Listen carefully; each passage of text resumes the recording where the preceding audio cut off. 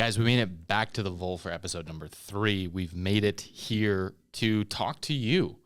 And in today's episode, we're going to dive deep into origin story, which is going to be kind of fun. It's going to be kind of sucky too. Yeah. It's because every time you dive in, I think it's hard to really understand why you do what you do, where you came from, no matter who you are. But there's really good and there's also really interesting times in that, right? Very much so. Very much so. Okay, so what we're going to do today, though, is we're going to dive into View Movement specifically.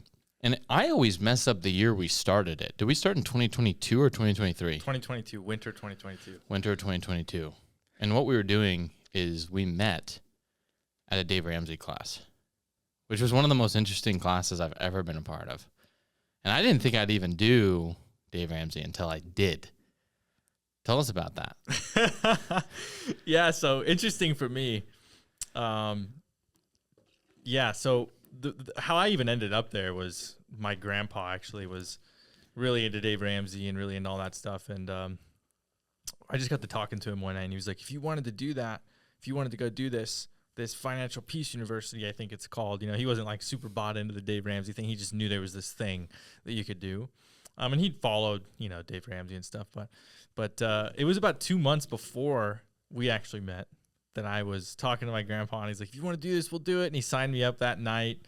And and so it's like 2 months fast forward. There was a lot happening at that time too. Obviously, I was literally living in a camper at that time. And during that period of time, I was really faithful. I had a lot of faith that things were going to like work out, that there was something coming. I had no idea what it was, to be honest with you, but I knew that it was coming. And that was like the initial kickoff of it. Looking back, like the Dave Ramsey, like introduction to that was like the first piece of like God moving in my life to like move things toward where we are now. Because things hadn't been working out and they needed to change, or? Yeah. I mean, I think honestly, I had struggled like my whole life. I'd worked a lot of different jobs, done a lot of different things. I grew up in a ranching community outside of Douglas, Wyoming. And for those of you that don't know, it's literally sagebrush and prairie out there. It's Dougie Town. It's very like high desert. And I grew up in a ranching community, and I was always very different. I was always very, very different from most people. And in the way that most people were subscribed to the ranch life, to the, everyone I went to school at high school with all you were different cowboys. Yeah. I mean, I lived that life, but I didn't really like it that much, and my family was kind of once removed from the ranch, but we always visited the ranch. I would do a lot of work on the ranch.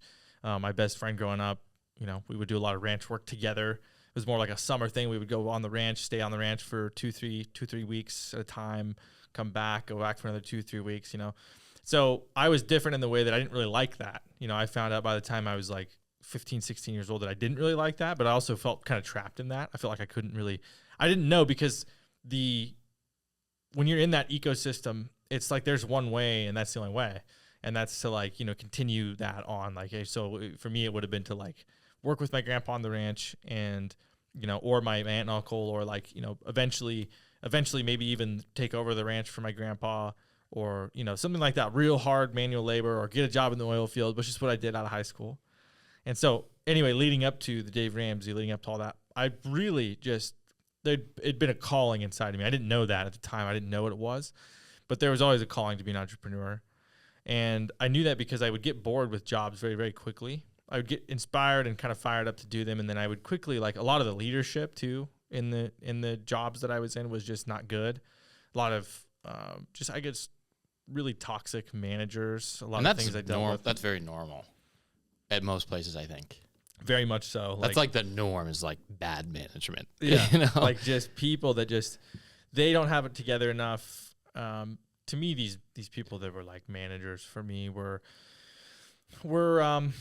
kind of just like unhappy with what they were doing too, and they were in a position where they had enough discipline and enough, just a step above the average person to be in the position they were in. And so there was no people skills though at all. Yeah. Like none, and that's where I've eventually developed that. But yeah, so I was just so much different, very different. It came from you going to these normal places where management sucks. Everybody's kind of unhappy to you like being like, whoa, that doesn't have to be normal, but just starting to get those inklings of it before you were. Yeah, for sure. Like I didn't know, like as you said, at the time when you're living it, when you're experiencing it, I didn't know that that's what I was experiencing. But as time went on, I remember some pretty specific instances, like when I lived in Bozeman, Montana, and I was working at like this hardware store, and I was running like the entire department in the back where they would receive things. Like it was just me single-handedly like taking pallets and pallets and breaking them down and getting everything out into the store like by myself. And I noticed that I was just like this cog in the machine for that company. And there was just, all that mattered was like, what are you doing back there? What are you doing? There was no, if I'd had somebody come back and just be like, dude, you're absolutely crushing it back here. Like, you're incredible. Like, thank you for showing up every day and just doing this. Like, seriously, like, I know you don't even really probably need to hear that, but I appreciate what you're doing. And anyway, I'm going to head back out here and talk to some more employees, but keep it up. Like I craved that from somebody. And you never got that. And I never got that. Instead, it was, of course you're always expected to do your job, but how I grew up too, like that was just like, that's where my work and my discipline to do work or my work ethic comes from, is from like ranching, that type of stuff. Just really hard manual labor, having to learn things like the hard way out in the hot summer sun, fixing fence, doing all this stuff. Like I learned that from that, but I also, growing up in that environment, there is no praise. There is no and it's not even praise that you're after, it's just appreciation. Even acknowledgement on some level. Acknowledgement. And yeah, that was just not present in my life for the first, I didn't feel it was present in my life for the first, 22 years of my life, 23 years of my life. Yeah. So, and so that kind of formed me being the person that wanted to give that to other people because I'd been through it so much. Yeah. But fast forward to when we met at Dave Ramsey, which would have been like, I just looked at the schedule again this year. It's like September 10th, September 12th, something like that. It's always a Thursday night. I remember they went around the table. I didn't know anyone there. It's at our church. And the first person that they talked to was you. And you're just supposed to introduce yourself. And the first question is like, yeah, man, so tell us about yourself. You're like, yeah, my name's Ty. And one of the things that's just really important is I just think the government's been completely lying to us about about the way we're supposed to manage our money, live our lives. And so, yeah, I guess at the end of the day, I'm just here to learn a little bit more and hopefully, get a little more ahead. And it was like, I thought it was the most interesting response. Yeah. Everyone else is like, yeah, I guess I'm just from Billings and yeah. Okay, next. Yeah. I remember that. I actually do remember that. What did you say exactly? Do you remember? I think I remember saying that, I think it was on the topic of, being in debt because it was a money management class, right? That's like the whole idea. What's Dave Ramsey? A lot of the people that were there were in debt. Like you probably weren't at that time, but a lot of people that were. I think we might have been though. Yeah, I mean maybe you had some. That's probably why you remember there. But but a lot of the people there were like down bad, including myself. And I think that I was kind of speaking to like the mainstream narrative. Like I knew there was something different, right? Like. It kind of ties into all this stuff I'm talking about with like the way I grew up and like seeing managers and seeing a lot of work environments and doing all these, like I just felt like literally like a cog in the machine. That's the best way to describe it. And so I think that was a little bit of that coming out, when I was introducing myself, I was like, I don't remember exactly what I said, but I do remember that. I do remember saying like, yeah, honestly, I think that, we live in a society where, people, it's all about, what can you buy? What's the next thing you can do? And then there's a lot of governmental influence with the things that we do. And I feel like we're part of a big machine. Yeah. And, we're kind of slaves slaves in to some the machine. effect, So that's kind of, I think what it was, just, so it was, well, as soon as you said that, I was like, that's a guy I can get along with. I'm going to go talk to him after this. Yeah. Because I was like, that's cool. Like that means that you're aware of some things. And I just thought that was a really good answer actually, versus whatever else you can say. Something like that. It's like, that means you want to change too. Yeah. It's powerful. Yeah. But that was my very first interaction with you was hearing your response and like the icebreaker of what your name is and why you're here. I think that's what it was. What's your name and why you're here? Yeah. Well, I just think there's aliens living under our skin. Yeah. And I'm Ty Hageman. And that's so cool too, man, because like we didn't actually start really talking, I think, until like the third or fourth week. Yeah. And I saw that you had been wanting to do some podcasting, or maybe it was just YouTube videos and like making some shorts and stuff. And I was like, well, my skill up to that point was videography and photography, and I genuinely just thought you were cool and I wanted to help, you know, like honestly, like I just was like, this is cool. Like clearly you're the only person in this room. Like there was some sort of a connection, like the way we would speak. You know what it was? Yeah, it was that. It was like the vibe. We were like the only two people that would really like say anything. Yeah, because everyone else was or have an opinion on like, anything. It's like an AA for your money being out of order. yeah. You know? But I think one of the things that we brought up right after one of those first or second classes was, dude, do you know who Alex Hormozy is? And once you were like, yeah, dude, I've been watching him. And I was like, okay, cool. Yeah, like that's what I'm wanting to do. Like I want to make YouTube content and all this stuff. And then once I realized you were like in the internet world, it's like everything changes because then you can like speak the same language. Because if somebody doesn't know who Alex Hormozy is these days, it's like, you know, he's just become such a, like, he's on that wavelength so hard about like making money and being free and like doing $100 million book launches and like, you know what I mean? Yeah. And I remember asking you what you do. Yeah. And it's one of those things, like, unless you're an online entrepreneur, like an internet entrepreneur, like doing things online, like a marketing agency or something, like it's so hard to explain sometimes, like what you do. Yeah. You're like, I kind of sell something online. Yeah. I like go on there. Like there's some servicing that's done. Do some sales. I have some people that help me do that as well. Yeah. Like I remember you're like, I have a cold email outreach agency or whatever. And I don't remember exactly what you said, but you were like, the way you said it, I remember leaving and I was like, well, so what is it? Yeah, what is it? You know, I even looked at the website and everything, and I was like, what is this? You know, but yeah, that just goes to speak to the fact that like there wasn't quite like that was maybe like the first time that we talked too, and then there was like that connection that was like, okay, we're into like a lot of the same things. This is cool. We're vibing. Yeah. Well, and then so I had gone home. Because the first question I was like, well, dude, what's your IG? And I was like, I don't know. I don't really do a lot. A lot of times I delete the app for like periods of time. And so I was like, well, just here's my website. And then I think my Instagram's, you know, just at my name and stuff like that. And so then I go home and I check my phone and there's like a notification. Oh, like THMX Media started following you. And I was like, oh, who's this? And then I looked and it has 130,000 followers. And then I look deeper and deeper and I keep seeing all these dirt bike videos. And I was like, dude, that's the guy from the Dave Ramsey class. It just followed me. I was like, dude, why does he have so many followers? And then like, it was just after you'd posted a video of, I think it was your father-in-law ripping a bike across the lawn. It was like a really powerful bike. Oh yeah. And I think it just had hit like 5 million views that afternoon. And I was like, dude, how the heck are you doing the social media stuff? That's insane. So then we kind of started talking about that. It gave you like a lot of social credibility in my eyes too. Because like you had the mindset, then you also have like millions of views, which is definitely not unique or definitely not in the ordinary. You know what I mean? That's one of the most unique things in a town like ours, you know? There's something at the time too. I remember you saying to me that during that time, there was like this vending machine business that I was trying to start. Oh yeah, the vending machine. Do you remember that? Oh, of course, dude. And I thought that was the worst idea. I did too. Looking back, you know, I was like, what am I doing? So you're hoping to make like $200 this year then, right? Yeah.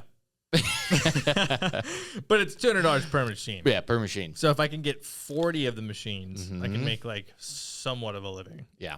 I can dead off the machines for $3,000 a piece. But the way that I remember, I think that the way that, and this was like something that just stuck with me, was you just saying like, when I saw how much like grinding you were doing to try to get those vending machines into places, you were like, that's someone that I want to do something with. Yeah. Do you remember that? Well, it was because you told me that you had cold called like 100 people in a week or something like that. Yeah, it was insane. Like I had all these lists of like every business. I was just going crazy on Google, and that showed, you know, that there was something there that, you know, like I had the right train of thought, but it just was the wrong vehicle, you know, the thinking was a lot smaller. Yeah. You know? Yeah, exactly. Because if you're if you're willing to just get on the phone and dial people and you're not willing to take no for an answer, you can make a ton of money. Like for anyone watching or anyone listening, like that's a skill that will forever be profitable. Like if you're just not willing to take no and you'll put in the work and get rejected to your face, there's a lot of money in that for anyone out there. And it starts with like the belief too. Mm-hmm. Like the belief that you can even do that. You know, I think a lot of people are, especially like a lot of people that we work with, we've talked about this before too, but it's just like they think that they're going to charge like $15 for something. And unless you're Logan Paul or someone that has that type of leverage where they can just pull a lever, charge $15 for something and make, you know, $200,000 overnight, literally, like in like a 10-hour period or more. Sometimes millions with those kinds of people. Like that's not really where you should be like focusing, you know? Right. I wish it's I'd a low known leverage that model. then, you know, I wish I'd known that. There's really no getting out of a low leverage model once you start, too. There's not. It's actually like easier to do nothing than to get into something too low leverage. But then, of course, you're gaining the experience and knowledge. Experience and knowledge is huge. Which is what you were doing, technically, you know? Yeah, and I had just figured out how, like with the social media thing at the time, like with the following that I'd built, I just figured out what in that niche went big, you know? Yeah. And like I could just see it. Like there was just this intuition behind like that's gonna get a lot of views, you know. Before you'd even post it. Before I'd even post it, and so I think that's like how that even came to fruition. With all of that was just like I carry like an energy of just let's just do it. Yeah, just do it. Just post. Don't even think about it. Like just record it, film it. If the intuition's there, just like do it. You know. Yeah. And that's where it came from. But then trends started to emerge. Trends started to emerge about like what was performing well, you know, and how to post the videos, how to trim the first second so that the bike is starting at the perfect time instead of, you know, like some of them were better to leave anticipation, like somebody's on the line getting ready to like go up a hill and like there's an anticipation factor there, but some of them weren't. Some of them were kind of boring to sit there and watch somebody. So you'd chop it so that it was like as soon as the throttle was dropping and going up the hill, like that type of stuff started to become really clear to me. And then I started to get like more analytical about it. Yeah. And then I started to like intentionally go out to film things that were going to get views on social media. Now, let me ask you this, though. With that, and I don't want to go too far off the subject here, but is it better to just go off the heart of what you think is going to work well or the analytics? Because there's kind of either art or science. I think, this is just my opinion. Yeah. That, and this is based on like a lot of the creators we've worked with too. Yeah. If you are making content that you truly believe in and you're not trying to make content to like be scientific and trying to make content by, you know, what I'm trying to say is you're sitting down at the drawing table thinking to yourself like, and you have that inspired action inside of you where you're like, this is cool. I don't care if it's going to perform well. I want to do this. I want to write this down, write these ideas down. I'm going to do this. I'm going to do this. I'm going to do this. And I'm going to record this and I'm going to say this. That's like the type of action that's actually going to get the views versus I'm going to look at the drawing board, look at the graphs, look at the retention rates, look at all this stuff. I think that naturally comes when you just make good content. Yeah, that other people want to watch. Because it's just robots or yeah. It's just like it rewards it, you know. And I think there's been a lot of people that have made a lot of money on social media selling courses to people that it's just like in my opinion, it's just never going to do anything for them. You know, it's like you just got to have that inspired action and really if you don't want to be a content creator and you don't want to make content. Just don't. Yeah, exactly. Like that's your uphill battle you're already fighting. It's almost like, I don't know, you know, it's like if someone wants to go to the gym and get in shape or something like that, if they want to do it, like if you want to and you actually like that, then you'll do it. You'll do it. Right. And you'll stay with it. And it's like a mindset thing. But if you don't, then you don't, you know, and there's nothing wrong with that. It's just that you just don't. Right. Yeah, I could see that. I know I went wrong with following certain people's advice where the video I put out was like, there was no me in it because I was just trying to follow this script that they were giving out. And it's kind of weird. Exactly. It takes you away. Yeah. It takes you away, you know. And it's like, so it's funny because these people take a good performing video and they break it down into the science of why it worked. But why it worked was just because it was a good video. It's like a campfire story. It's like if you're telling a good campfire story and everybody's engaged listening to you tell the story, you're not thinking in your head as you're telling the campfire story, like, I gotta make sure my pacing's right here. My pacing's right. You know, the only people that do that are like comedians. Yeah. And they do it for a living, like specifically, you know, they craft jokes and stuff. But that's just they're on stage for 2 hours and just, that's so crazy to me. So it's like, find one thing that works and just do that. Because if you do that, that is like the key to social media is finding the single thing that works for you and then just rolling with it. Yeah. And it should be inspired action. It should be like, this is fun for me. Yeah. I like doing this. I'm going to make more of these. You know, you see like a lot of our clients are the most successful. Mary Bowden. How do you say that, by the way? Do you know?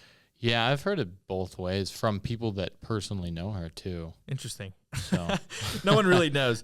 But her, for example, like she's just making content. She's just so passionate. Yeah, she's really passionate. And that makes it replicable. It makes you authentic. It makes you like an authority in the space. All these things come together just when you're just making content that you want to make, you know. So can't like, almost help but not make it. Yeah, so that's how I would answer that. It's like I would always choose heart in the content and heart over and just doing it and pulling the trigger and like repetition over like, you know, analyzing and stuff. I think that comes later on. Like those people are like pros, you know. Like there's different leagues that you're playing. There's different levels to the game. And I think that a lot of people just don't even need to be worried about that until they're making content that they enjoy making. Then you can like look at changing some stuff. Mm-hmm. You know, like, oh, I'm going to change the way Optimizing. that I do the intro. Or I'm going to change the way I do these, but I'm still doing it from a place of like the heart.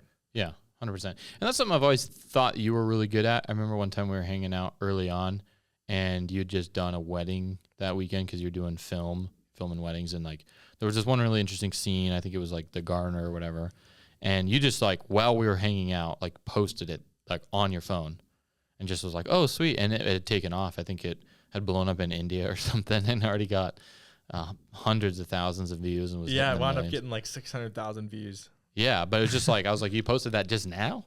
You're like, yeah, I just threw it up, you know. And it's like that was a mindset shift for me to be like, wow, that's quick, because I'd go like overthink it and like put it in some social calendar and.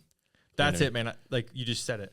I think the number one thing that people do with their content that they do wrong, like if you could boil it all down for me personally, it's like you're overthinking the way that you're posting. You're overthinking the way that you're doing. Like just live life, make your content, and like when the intuition sparks, just take action. Yeah, Like when you're like, this feels good. Seems aligned. Like this seems like it would make a good clip. Like don't even question it. Don't think about it. Just like chop it, post it. You know, that's Amen. like, and that can be a learned thing. You know, I think there's people that can learn that. There's people that just don't work that way. Like there's some people who are very, very analytic. You know, like we've worked with a lot of folks that are like super concerned with. Well, it's because they're nervous, dude. Very nervous. They're actually really insecure people too. very, very nervous. Yeah, I think. Yeah, definitely. I mean, think there's a lot of deep stuff in there, and it's like you just need to like relinquish control. It's interesting because the people that have worked with us that have gotten incredible results have all like been like the most absent clients. Yeah, It's they're like- just like, oh, so we're posting stuff every day, great. Yeah, Because they're only focused on how they're delivering themselves, and then they get better. They become pro, and then they work with pros, which we're the pros in our industry for specifically what we do. So you got to play at the level if you're gonna play ball. And I think that that's tough when you want to do too many things. Because why would you even hire us if you were already going to do clips? Like, or here's the other thing. I'll just tell you straight up. If you want to be involved in every little hook and voiceover and every caption of a reel, just hire a virtual assistant on Fiverr or Upwork or somewhere like that. You can get it done for a fraction of the cost. It's going to drive you nuts. You're going to be, twiddling your thumbs. But if that's really what you want, just do it. If you want to play with the big dogs, work with View Movement. Anyways, that's yeah, no, 100%. If you are the type of person that would rather have really hands-on, I don't like this, I don't like that. Yeah. Let's take this image out. Let's change this. That's not what we do. no. We have a specifically like what I just talked about the whole like just taking action, pulling the trigger. That's how we built our system. Right. That's how our team operates. Is just like get these things out, and let's like the creative directors are trained to intuitionally find pieces in the content that are good because they've done it a lot, and so it's like repetition is what's going to get it. But stunting the growth, yeah, you might as well just go. You're literally stunting it. Yeah, I mean, I'll tell you right now, like if I'm your doctor of social media, let's say, I'm going to tell you actually have a deeper problem that you're seeing the symptoms of if you want to over control everything. Basically what you're saying, Ty, is, well, if you're really wanting to get good at it, you actually need to figure out where that insecurity is coming from so that you can just be rapid fire posting more and be okay with the results, which is kind of what we're doing right now, actually, because, it's going to be a little while. Like we're taking our own medicine here by starting a new podcast. And we just know that, 6 months from now, we're going to look back and be like, oh yeah, those first few episodes, those were funny. Those are good, because we're just going to keep going, Yeah, that's all you have to see is the next door. You don't have to go see back. 15 doors ahead, all the analytics and stuff. You just have to see like the next door. You're along for the ride. I think that's true for like a lot of things in life too. You're just along for the ride. You're doing it, whatever that it thing is, whether you're training for a marathon or you're trying to make better content. Like you're living it. So that there's not so much resistance on every decision. Yeah, And I'll be honest, man, like we think ourselves into like a spiral, and then we never achieve things that we could totally achieve. it's totally true, and that's just called self-sabotage. And I'll tell you, if you look at our Slack from Friday morning, I was asking the same thing.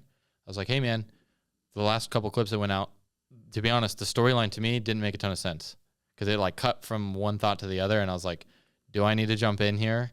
And you're like, I think we should just let it rip, and that's what we're going to do, was we're just going to keep posting. But I'll be honest, like from my perspective, like if I was a client, I probably would have been like, I don't know, you guys, can we, you know what I mean? That's really interesting. That's an interesting take. Like that's very important, as a business owner too. It's cool that we get to be on the other side of that because we can see it, and so it's almost like gives you some insight into explaining this to people better, which is why we can explain it so well right now. Is like we've seen it, been on both sides of it. I've even been on that side of it too. You know, I've had other things edited for myself and been like, I just want to rip this thing to pieces, you know. And sometimes it is like that bad. Like when you're working with like, I don't know, someone you have no idea who they are or whatever, you know, but like that's not us. You know? So, and I think that like, unfortunately we are like, we have to carry the baggage from some other agencies and some other, you know, some other people that have done our clients wrong. And they're just so scared about, you know, something going out or whatever. And we literally have hundreds and hundreds and hundreds, and some months thousands of reels going out just on a monthly basis. You know, the amount of views that those are getting across social media, like we're dialed. Yeah, you know, 100%. Like, this is like what our people do, you know. 100%, man. And so one of the things too is like for me, because I do this when I edit my own content, is I have ADHD, and so I'll say something that I think is clear, and I go in the editing room, look at it, it doesn't make any sense to me, and probably to no one else.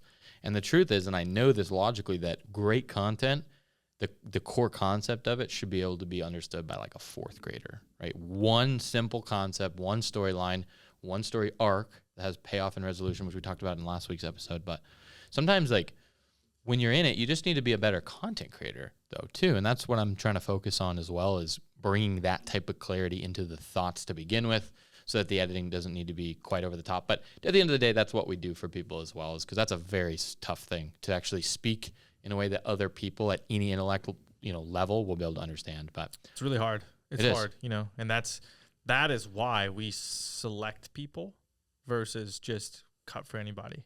Right. Because it takes a specific type of person that's at least part way to where we need them to be in order to even have to work with them. Because otherwise, you know, we've done that. You know, that's like a mistake we've made as like business owners, is like just trying to cut for anyone. Yeah. And it's been very clear that like some people just aren't ready for that. They're not even like, they need just very basic training on even like how to run the app. Yeah, you that's know, not and but then so when you have that in combination with like trying to control everything, it turns out being really bad. See, you don't need to know how to run the app. Ideally, you just have it done. Yeah, exactly. Yeah, but 100%.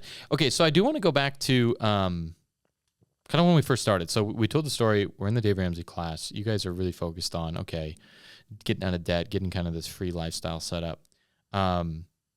I remember one of the craziest things about you, and I still really respect this about you, but it's the same kind of concept. You almost have, so you have ADHD as well. I think yours more of like the impulsive ADHD, which is actually your superpower, because you'll just get something done really, really quickly. And it's you stay really focused for a short amount of time and get not even a short amount of time, maybe it's a long amount of time. You'll just stay in it until it's done, and then it's completed versus having loose ends. And that's something you're really good at. I remember when we started working on View Movement, because we were like, dude, I've got this domain, View Movement. I think it could be part of this bigger movement at hand. And then I was kind of explaining it to you, but then when we were messaging in Discord, you had like already done like the setup of all the spreadsheets and stuff. It's actually the foundation for the View Movement Team Master Sheet that we still use. And I just thought that was so nuts, because I think you'd watch like a YouTube video and come back and you were just like, what's next? What's next? What's next? What do you think made that for you? Because like, I think that's a top, 1 out of 1,000 people that have that actually do the thing that they're on the track to do. For me, it was like the pinnacle of everything that I'd ever wanted, like literally, you know, and this was like the moment that I saw things coming together, starting with the Dave Ramsey thing. I told you like 2 months before that, it was Grandpa introducing me to this. Hey, you can go to this thing. I meet you. It's like everything's unfolding. And for me, it was like, this is like everything I've wanted my entire life, is to like be an entrepreneur, to build something, to do this. So there's that part of it, but there's also an intense, for me, it's like a game. To my mind, it's like a game. I don't know how to describe it. It's almost like it's like a video game. It's like eating good food. Like it's like that dopamine driven action. And that's like you were just saying, like my ADHD, that is where I exceed, is in that hyper fixation, hyper focus. And so it's multiple parts to different things, but a lot of what it was is just being so thankful, happy for the opportunity, and then also seeing when I get into those states somehow. I don't know how I do this. It's just, it always happens to me, and I've done it multiple times throughout throughout View Movement. But like I'll just somehow all of a sudden I can just see, it's just like instant clarity, And all of a sudden I'm like, this needs done. I can see it so clearly, like what needs done. And I was really in that mode.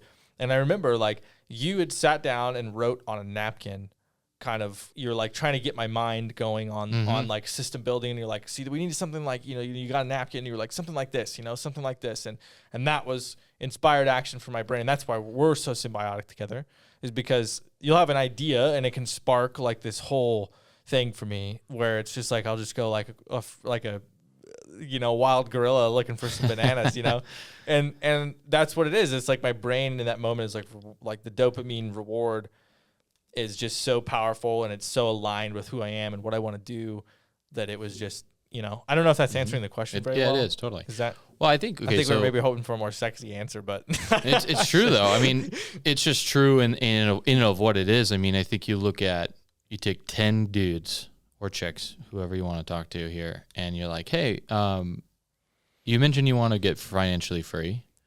Here's a YouTube video about Zapier or Innate or one of these, automation tools. Like, this is the easiest way you can make $10,000 a month today. Like, this is just so simple. And all you got to do is watch the video and come back to me and kind of tell me what you think. And I've had this happen to numerous people, because people kind of hear about different businesses I'm a part of, and I've only ever done it with friends. And so, like, none of them do anything, not even watch the video. Like, isn't that just crazy? And so for you, I've never seen that kind of inspired action. And so it was really interesting for me to watch, because you actually had this like frantic energy where we actually had to have a conversation about like, hey dude, the results will come. We're putting in the inputs. Then guess what we started doing is mindset training. We started watching Taylor Welsh's client kit to talk about lead indicators, lag indicators, and harvest. Which harvest is the thing you want at the end of the day, but you have lead indicators and lag indicators, that what comes after that. And step 3 is actually what we all think of as success. But you were putting in just boatloads of lead indicators that then planted seeds for everything else. And it felt so good. Like, I just had to add, like, yeah. I remember thinking to myself, like, I don't even care, like, I don't care, lead, lag, whatever. I was just like, this just feels good. I'm just going to keep doing it. Yeah. I felt it coming. I could just feel it, I could feel that it was coming. And I don't know what that is for some people. Actually, you know what? The relatability piece of it is that I think a lot of people sit down. This is probably like the most insight I've ever had to maybe somebody else's entrepreneurial journey out there that might be listening. A lot of people sit down and they really want to do something in their mind. They think they want it, right? But when you sit down to actually do it, or someone sends you a link video, they give you an intro or a pathway to actually do something, there's this feeling, and I've had this before, of like, you're like, I don't know what to do though. Like, I want to do these things. I'm just not sure like what to do. And you get so stuck in that you don't take action. But the number one thing you can do in those situations is to just do something. Don't analyze, and like, that's where like you would give me something and I would just run with it. You know? And then it's like, I would take it and explode it. And it's like, I was just waiting for that. I wanted so badly out of the situation that I was in also, and to have something to work towards and work on.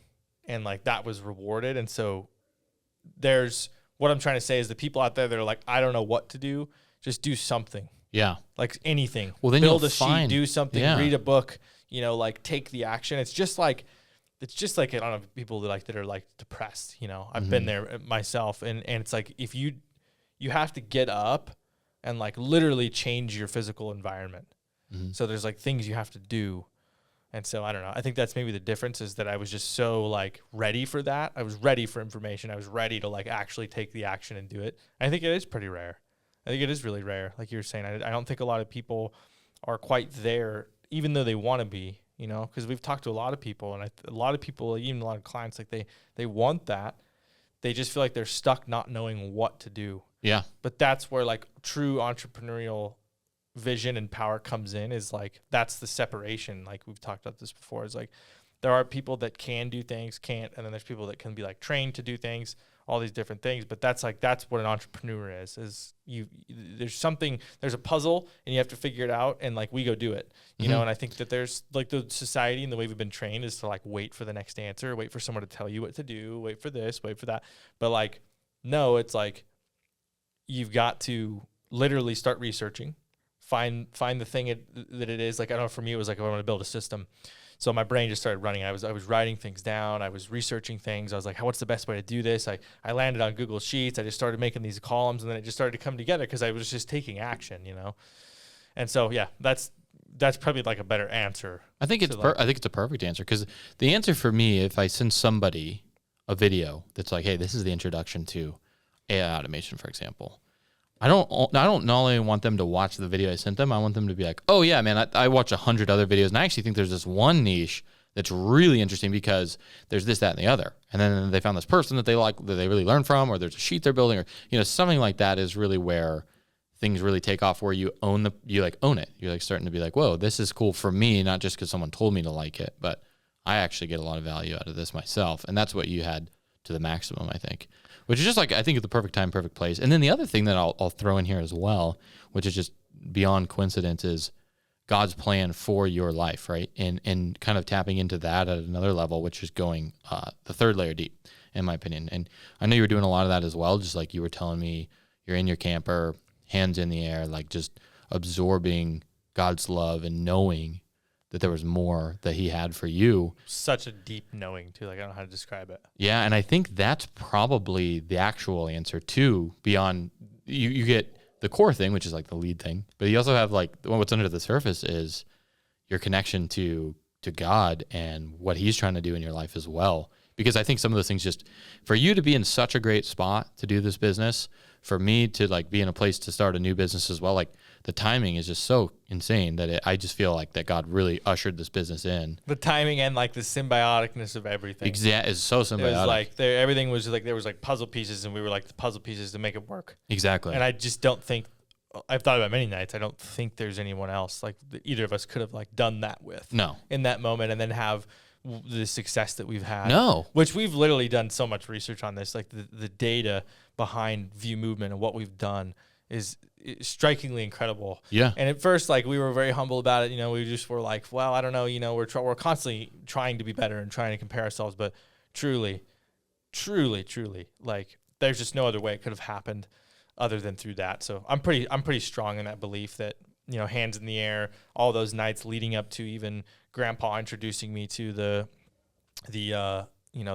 Dave Ramsey class, and then meeting you there, and then everything falling into place, and then us just, immediately getting our first clients, and then the niche really spelling itself out, and it was all just so aligned, and then everything just took off, and then, statistically we're in the 95th percentile of agencies. Yeah, doing multiple 99th millions.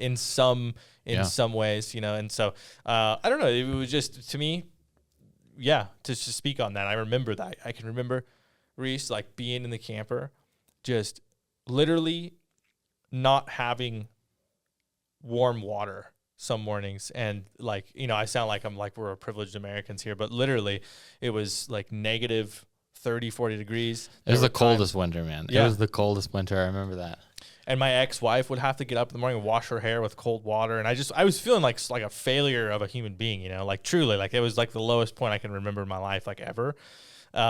Living in my ex-father-in-law's driveway, all these things, but I just knew that whole time, I knew that there was something coming. I don't know how to describe it. It wasn't like this thing where I was just trying to get by. Like, I knew that was coming, and yeah, I think that it was pretty cool, like, to meet you, because you had a belief in me, and that's what I needed. That's what I needed, is to like be woken up to like the true like influence and power that I could have as a person, and like to the things that I could do, and like God put you in my life in that way. I truly believe, to be like, you are capable of a lot more than you think you are, because like my beliefs were pretty small when we met, like just about what was possible. I knew that I wanted big things and stuff, but just like the beliefs about what was possible was so small. And so, yeah, very God oriented, like it just all came together. Like you can feel it. I know you can feel it too. It's just like, you can't explain it almost, but there's just a feeling like this energy. There's just no other way. I was praying about it. The prayers were answered literally in front of my eyes, and since then, just everything that's happened, just being in the position to like lead a team of people, like 30 people, and like just all these things that have happened, and like, yeah. It's just been amazing, dude. It's just so cool. Yeah. It's truly a blessing. And to me, I always tell people this on calls too. I'm like, yeah, I don't even really love social media that much personally. I understand the power of it, but I would have never saw myself starting like a quote unquote SMMA, which is kind of what it is, kind of. I mean, it's really not, because we're not using like paid ads and stuff, but yeah, it's definitely, when you have those types of things, it's definitely not just you tinking around. I think that God's got a plan for not only us, but the people that we work with, and our people in our contract network, for sure, and people that look to us every single day for their work and for what they're going to do in their vocation. And yeah, it's a really special movement. And we've been so connected, to all of that because of the beginnings, and yeah, just to give some more like insight into that, I would literally had this ritual that I would do every night where I would pray, and I would put on these specific songs that I have that I still save, that I still listen to, and I would just envision, myself just, being on a stage talking to thousands of people, or having influence, or just, I knew that was there in some way, shape, or form. I didn't know exactly what it was. I just knew that like the situation I was in was not God's plan for me, and that there was more. I'd always felt it since I was a little kid, and it all came together. And then now what we built is just like, I don't know if there's a single agency owner out there that is like as passionate about like our team, about what we do, than you and I. Yeah, 100%. Like we talk about it all the time. Like, we just wake up in the morning, we're just like so thankful, but also still pushing to try to carry the ship even higher, because like now we have that responsibility for everybody, like the team, for our clients, for everyone, to just keep pushing and be better and better and better, make the product better, get people better results, treat our employees as absolutely stellar as we possibly can, and build an amazing culture, all these things, And so a lot of what we went through in the beginnings has now shaped everything in terms of even the results that we've gotten for our clients, all the way down to the T of like how we're contacting people, how we're reaching out to people very specifically to engage with people that we believe are going to be the best for our system. And I don't know, maybe talk about that a little bit too, like how that's evolved, because for me, it's interesting too, because we work on opposite sides of the business. Like we're all together with everything, but like we're focused on opposite sides.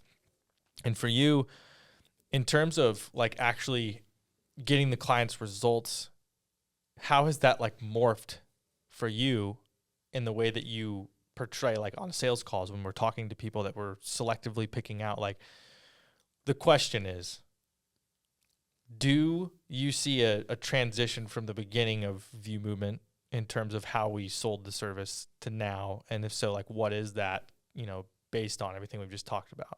Yeah. Well, I want to go back a couple of steps here, because I think the really core foundation, or the DNA of why you do something, is so important to where you are later on. Take like a small animal. It's like, what was its parents like, and you can kind of predict the future. And so that's why I think it's really great that we kind of got into that DNA of it as well. And so we are an organization that operates very consciously with quite a bit of intention. So we try to be very intentional about who we work with, which is why View Movement has become an invite-only service. So if you're watching this clip and you got an invite from View Movement, we have a very specific and intentional way that we sit down and look at who we should be working with in the first place. Okay, so that's kind of the main thing, because that's how we started, that's how we're going to continue to go, and that's also how we're going to maintain a client base of people who are truly going to become the best and maybe end up on Joe Rogan or end up on Tucker Carlson and some of these other things, and that's really where we're going with it. And so right now what you're asking, though, is how has that morphed? We've really stayed pretty true to the beginnings of even just figuring out what to price the reels at and things like that. I think one of the things that's gotten bigger and more amplified is the outreach process. And so if you got an email from us, either comes from somebody within the team, even Ty, you can talk about this too. You sit down and you'll look intentionally at folks. Like you can talk about Dr. Buck, right? And some of these other people where you're literally building a sheet of leads and guiding the team down that process to say, hey, we want to send intentional invites to these people who we believe will have a really positive impact, a net positive impact, if their message reaches the 100 million people, right? So that's kind of our mark, by the way, too, is if this person's message gets out there, and it hits the masses, so 100 million views, what will be the byproduct of that? Are we going more communist? Are we getting more government intervention? Are we spreading some message that isn't really going to be a good one? Or is it going to have a positive impact? Yeah. Yeah. It's like the process starts with finding the right people, because we built such a specific system with what we do, like everything we've talked about. We want to make sure that the people that come on board with us are going to get results. That's first and foremost, right? Then obviously comes the piece of, like you just said, like, what is it that we're even supporting too, but ultimately we're literally sitting down, looking through our list of people that have been gathered for us to look at. And when I'm looking at content, when I'm looking at, if you've seen this, if you're watching this video, you probably have been reached out to, but what we're looking for is, can this person actually go viral? Can this person actually make a lot of content that's going to cause a stir? That's, we've seen so many of these personalities. It's almost hard even on paper to put words to it. Mm-hmm. But what it is there's just people that are just naturally very good at making content. And I can see that just very intuitionally. The people that we have working on our team can now see that. And it's been proven statistically, like the people that we bring on, like Dr. Buck, for example. Yeah, that was when someone I literally specifically sat down, went through, watched his long form content. I was like, this guy needs shorts. Like, he needs it, like I can see a path forward. And the second video that we literally cut for him had 250,000 views in 7 days. And now it's probably well over. It's probably 600,000. You know what I mean? So, and it caused a big stir, and I could see that before. So it's intentional. It's very intentional the way we reach out to people, because if we don't want to sell to people that we can't help, like there's a lot of agencies that do that. There's if that's like, you might as well just use Opus Clips. Like if like that would be the opposite end of the stick of us. Like, we could either just be an Opus Clips company where it's like, we're just going to cut for everybody and anybody can use our service and kind of throw it at the wall and hope it sticks. But even if you look at Opus, the people that get the best results are Patrick Bet-David and these other people that just and use now, it as an editing tool. And then even them, it's like, it's frustrating for us, because we're like, okay, it works for you guys and it's applicable, but you have no idea what you're leaving on the table still. Like, you got 3 million views on that video, but the way we could have cut that, like, I'm just so confident it could have hit 30 million. It matters so much how it's cut. So first piece of the puzzle, just like planning a YouTube video or something, is the topic.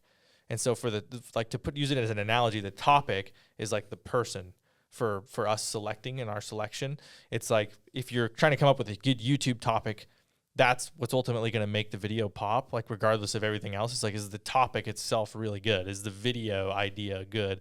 And for us, that's like, is the person good at creating content? Mm-hmm. Are they already doing something in there that's good, or are they to a place where they're trainable enough, based on what they are doing with our direction and our guidance? Like, and then also too, like, personality wise, is this person going to be difficult to work with? To be completely honest with you, it's like, and so yeah, it's a very hand selected process, because also our team doesn't have the capacity to just cut for everybody. Like, this is it's very intentional. Everything we've done, like all the training, we only have limited creative directors. Like, we're not just going to slap them on pretty much anybody. When we're, Sheila, for example, let's just say Sheila is cutting, we're only doing like 12 reels per month for this girl, and it's taken so much of the team's bandwidth, and she's not getting results. And this is stuff that we've transitioned through our entrepreneurial journey with View Movement. Is like, at the beginning we would do that. We would take people on, but we quickly learned that. It's something we learned along the way, is that, yeah, so there's a very selective process that we're even sometimes a little bit like maybe too selective, honestly. But yeah, so if you're watching this, you've been selected literally by our team, and sometimes by me personally. Yeah. And who is not a fit for that? Like, when you're watching someone's content, you're kind of considering somebody to reach out to. What does that actually look like for them to be like, whoa, that's a red flag, this person doesn't have it? Well, the first one is just whether or not you're making content already. That's where I start, is like, that's like the first thing I look at. It's like when I'm presented something, or when I'm doing my own research for people, I'm like, are they making enough content? That's like number one. Number two is then, if they are making enough content, are they getting any sort of engagement at all on their content? That shows you the potential for what this person could possibly have, is that we take what people do and we scale it to the maximum. Like, that's what we're good at, is taking somebody that gets 1,000 views on something. Well, we're going to scale that like if you're consistently getting 1,000 views, you can promise you're going to come to View Movement and get 50,000 and beyond, you know.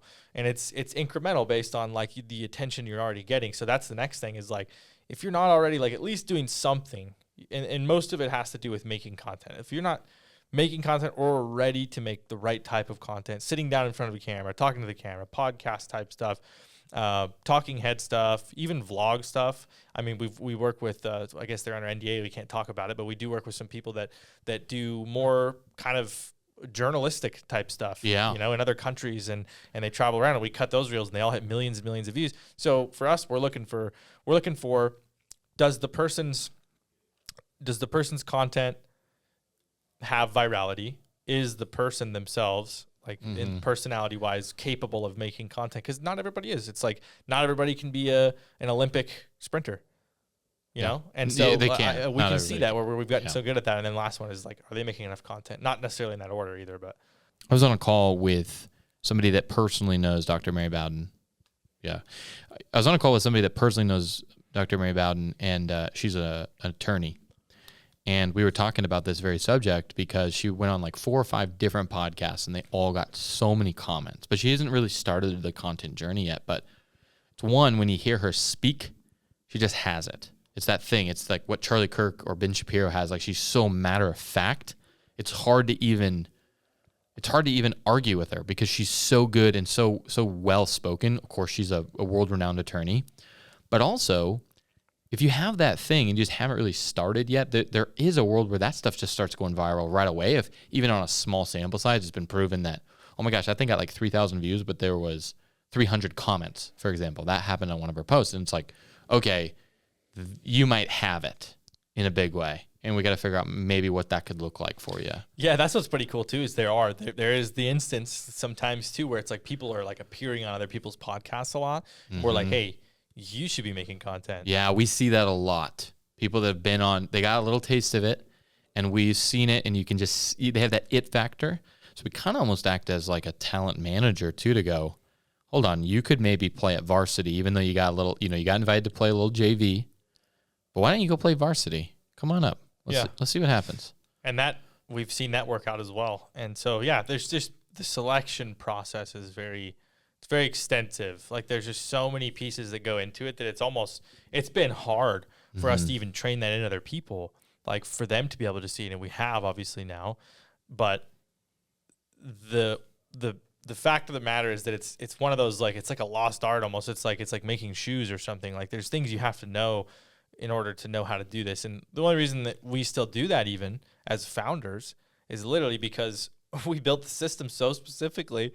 That's probably one of even the downfalls is just that, like, we're so specific about who we reach out to that it makes it difficult to even replicate that, and we've tried in the past. And although it's 80% as good as we would do it, when other people do, that's how I say it. It's like, there's always something you would do better, and everyone's like that. Exactly. It's like you want to nitpick it and be like, well, I don't know about that. But it's so specific that there's such a large process. Like we're looking at people that are on other people's podcasts, and we're saying like, well, you should probably make your own. It's like, so it's not really one size fits all. It's like there's so many pieces to it that it's it's almost like investing. Yeah, that's what it's like. You ask somebody, like, you could see on paper how to make a good investment, but until you've actually like talked to somebody that's made investments or whatever, and like you hear their train of thought and everything, you're like, wow, I have a lot to learn. That's kind of what it is, Yeah. It's like it's in there. It's like hard to even bring it out. 100%. Well, guys, I think that's going to be it for today's podcast. Thank you for checking us out here at The Volt, and we'll catch you next time. Peace.